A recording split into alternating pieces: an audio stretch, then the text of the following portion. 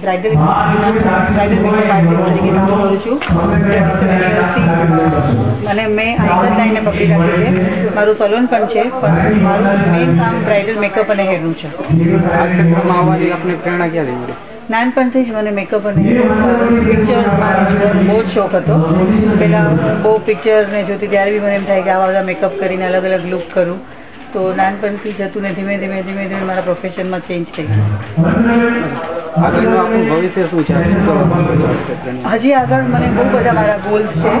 એમાં મને બહુ મોટી ઇન્સ્ટિટ્યૂટ ખોલવાનો પ્લાન છે કે બહુ બધી લોકોને બ્યુટિશિયનોને અવેરનેસ આવે, બહુ બધા લોકો મેકઅપ અને હેર શીખે અને બહુ બધા લોકો પૈસા કમાય એનાથી.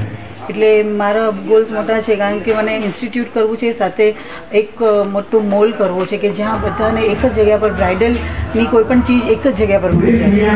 રાજકોટમાં આવવાનું રાજકોટમાં મને ઘણા દિવસથી પંકજભાઈ બોલાવતા હતા કે તમે અહીંયા આવો, ઓર્ગેનાઇઝ અહીંયા બધી બધા રાજકોટ પર બોમ્બેમાં આવી તો તમે અહીંયા આવો તો એક સાથે બધા બ્યુટિશિયનને અમે દેખાડી શકીએ.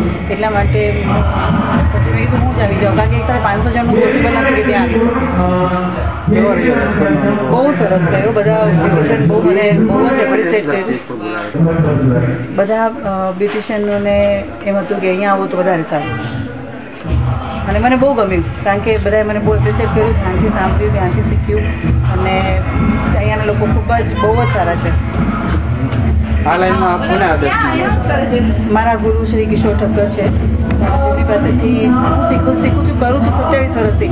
જ્યારથી હમણાં કોન્ટેક્ટમાં આવી ત્યારથી મારું પ્રોગ્રેસ બહુ જ વધતું જ ગયું છે.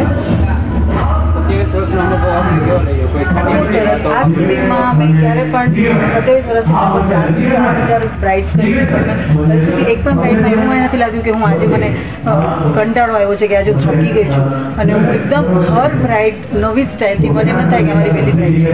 હર ટાઈમ મેં એવી રીતે જ કામ કર્યું. 4-5 એવોર્ડ પણ જીતેલા છે. ઘણા બધા એવોર્ડ જીતી છું. હા, તો એ વિશે આપ થોડું કહો કે કઈ રીતના તમે બીજાને આ લાઈનમાં આવું જ્યારે પહેલાં સ્ટાર્ટિંગમાં જ્યારે મને બોલાવવામાં આવી હતી કે એવોર્ડ ફંક્શન બધા હોય તો મને પોતાને બી ટેન્શન હતું કે કેવી રીતે પણ અમે બહુ મહેનત કરી.